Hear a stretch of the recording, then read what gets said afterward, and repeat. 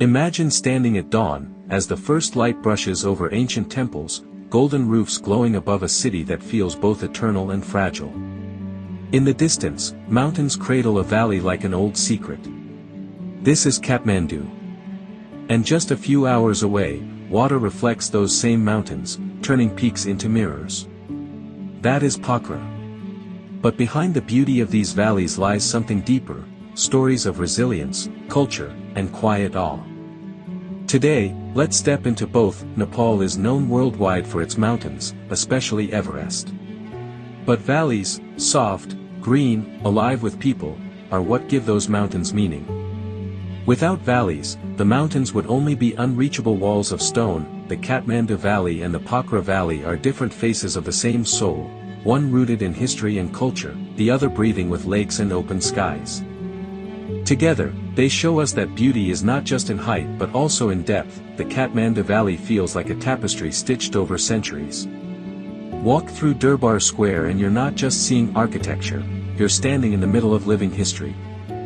The Mullah kings left palaces here, artisans carved wood that still holds its shape, and bells ring in courtyards where pigeons scatter into the sky. UNESCO lists 7 groups of monuments in Kathmandu Valley as World Heritage Sites: Bhaktapur, Patan, Kathmandu Durbar Square, and stupas like Swayambhunath and Buddhanath. Each one feels like a memory that never fades. That I remember standing in Bhaktapur during the late afternoon. The red bricks glowed in the light, and a man selling clay pots said quietly, "These streets have seen more than 1,000 years.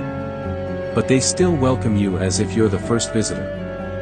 The valley carries scars too, like the 2015 earthquake that shook its temples. But walking here today, you feel the resilience of people who rebuild beauty with their own hands. If Kathmandu is memory, Pokhara is reflection. Nestled at the foot of the Annapurna range, the valley feels more like a pause than a place. Phua Lake lies at its heart. Early mornings, fishermen row their wooden boats across glassy water. Above, Mashapucher, Fish Tail Mountain, cuts the sky with its sharp, perfect peak. The reflection of that peak in the lake is something no photograph can truly hold. Pokhara is also a gateway. From here, trekkers step into the Annapurna circuit or the base camp trails.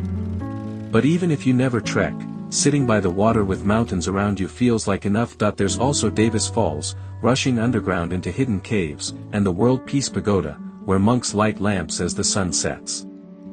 Pokhara whispers slower, asking you to breathe differently. Both Kathmandu and Pokhara remind you that valleys aren't empty landscapes, they are homes. In Kathmandu, mornings mean ringing bells, incense smoke rising from courtyards, and women carrying vegetables to the market. In Pokhara, mornings mean chai stalls by the lakeside, paragliders catching the first thermals, and children cycling down streets lined with jacaranda trees. One thing unites them: community. Valleys bring people together. In mountains, survival is individual. In valleys, it's shared. A shopkeeper in Patan once told me, "Our temples are not just for worship. They are our living rooms." That line stays with me, because it reminds me that beauty isn't only natural, it's also human. There's a quiet in both valleys that arrives when the day ends. In Kathmandu, the prayer flags stir under twilight, and the sound of drums from a nearby festival blends with modern city noise. In Pokhara, the lake turns silver, and the last boat paddles back to shore. That silence is the climax of the valleys. Because it's in silence that you finally hear what they're saying, that beauty is not about escaping life, but about holding it fully. Here's the truth that struck me hardest: the valleys of Nepal are not just landscapes, they are the lungs of the mountains. Kathmandu Valley, at 1,400 meters above sea level, carries centuries of human memory. Pokhara Valley, at 800 meters, reflects the Himalayas in still water. One looks back, the other looks up, but together, they teach the same lesson: nature and culture are not separate, they breathe through each other. And if one is damaged, the other struggles to survive. As I left Pokhara, watching the last light fade over Phua Lake, I realized something simple: we often chase the extreme, the tallest mountain, the farthest journey. But it's in the valleys, in the places between, that life truly unfolds. If the mountains are the crown of Nepal, the valleys are the heartbeat. And without the heartbeat, Even the crown would be lifeless. My own takeaway was this: beauty isn't about what takes your breath away, it's about what gives you breath back.